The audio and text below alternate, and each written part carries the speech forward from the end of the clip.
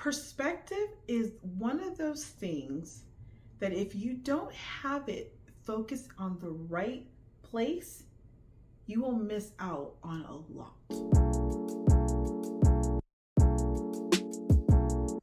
Hi, my name is Dorcas and I'm a master life coach. I help women and moms learn how to implement the REST method in their day-to-day life so they can gain insight in their family, themselves, and their relationship with Christ. Today, I want to talk to you about perspective. And last week we were talking about mom guilt and how in mom guilt, we can feel like we're not enough for our children or we haven't done enough for our children. And when they are not doing things well or they're struggling or their behavior is just inappropriate, we wonder sometimes if we have done enough to give them what they need. And so I want to just kind of take that on a little bit further because it's come to my understanding in talking to many moms that our perspective can interfere with how we perceive our abilities to be a good mom. If you see yourself as a bad mom, then unfortunately you think that your children are going to be bad and your household's going to be bad and everything's just rotten. But if you take a moment and change your perspective even just a little bit, you'd be surprised how many people are just doing the best they can, just like you, that nobody has it mastered and we're all doing the human experience together. So just like last week, I gave you 3 simple tips that you can start implementing today. Well, I have 3 more that are going to help, and those are going to be ones you can implement today. But let's talk about perspective and the direction we're going with perspective. Seeking perspective is gaining vision by recognizing what every parent faces. Every parent faces a problem, and how they perceive the problem in many cases is how they can overcome their mindset, the frustration, and their ability to push through that problem. One of the first things that we need to stop doing, and I am totally guilty of doing this, is comparing ourselves. We can see a family, usually on Facebook or Instagram or even here on YouTube, having the perfect family experience. Everybody's happy, everybody looks healthy, they have a big fancy house, they have everything going for them, so it may seem. But behind the scenes, it's a tragedy. And we've seen stories even recently where families who seem so perfect on social media actually were having nightmarish experiences. You cannot compare yourself to what other people are doing. Not people on social media, not people in your church, and especially not people that live next door to you. As we look at other people's highlight reels of all the good things happening in their life, we will often compare what they're doing to what we're experiencing. We look around our house and think, I don't have a fancy house, I don't have a fancy car, I don't have a perfect spouse, my children don't look like that or behave like that. We compare ourselves to the point that we start seeing ourselves as having nothing valuable, and that is not true. We need to let truth be spoken to us through God's word and be reminded that God has equipped us with a lot of things and we don't have to compare ourselves to other people. In front of the camera, things can look absolutely perfect, but behind the scenes, it can be a disaster. We have seen many families, famous families on YouTube who were getting millions of followers and millions of views, and behind the scenes, they were just awful people to their children. So don't compare yourself. Everyone's highlight reels are always going to be the best. Don't look at that stuff. Remember, look at the things around what you have. Be blessed with what you have in your life. Make those special moments with your children. Don't spend any more time comparing yourself to other people. Remember, you want to be true to who God has created you to be. Be authentically you, not a poor imitation of somebody else.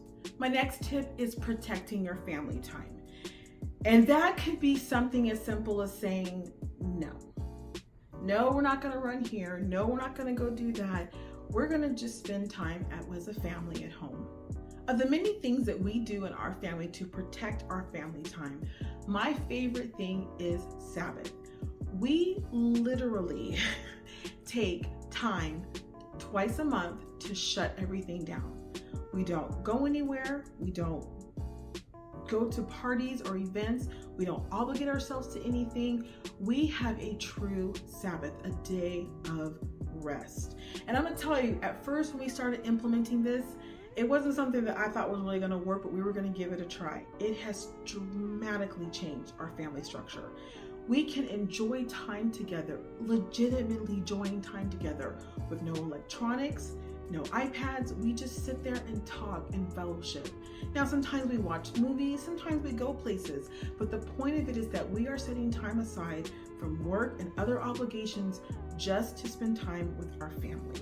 Now, if having a Sabbath doesn't work for you right now, I encourage you to pray your way through something that could be like that, something that allows you to continue protecting your family time. My biggest thing is always saying no. Set boundaries and say no. If you don't set boundaries for your family, they're not going to feel the priority in your life. They're going to think that everything is more important than them. And you don't want your kids growing up thinking that. I know what that was like. I felt like that growing up. I never knew what it was like to sit down and just have time with your family. It has caused me to realize how important it is to bring that to my own children. So I encourage you, set time for family, make it a priority, schedule something fun, something the kids look forward to doing together. You need to make sure that they know that they are loved beyond measure. And one of the ways that you can do that is making sure you protect your family time.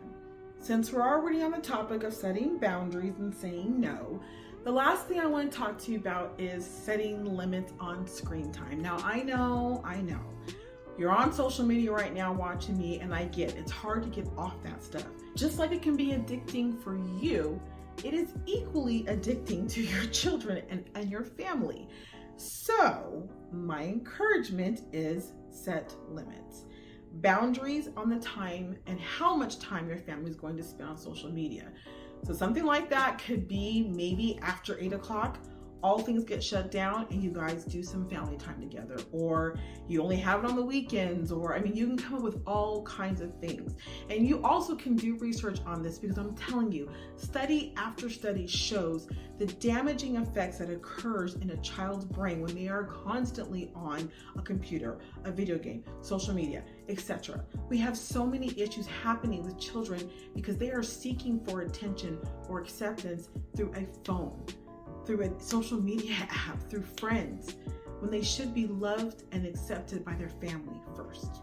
Excessive social media consumption influences your child's perspective of themselves and the world around them. The thing of it is the Lord blessed that child to you in your life. And they shouldn't have to search all over the world and other people's lives to find their identity in themselves. God provides that to them, and you help to find it for them. So what better way to show your child love than saying, you know what, let's turn off the electronics for a while and let's have a conversation. Let's go for a walk. Let's go grab some ice cream. Whatever the case may be, you are making a priority with you and that child, and it starts by turning off the devices. We've come to an end of the video, and I definitely want to make sure that I'm checking in with you. Is this content really helping you? Do you find yourself learning more about how you can be more productive with your family? And if not, reach out to me, let me know. As a life coach, I always want to help my clients reach the maximum peak in their lives. But the challenging thing about doing social media is I don't always have a conversation with you, but you can always send me a message, and I always read my messages. So if this information's been helpful, let me know.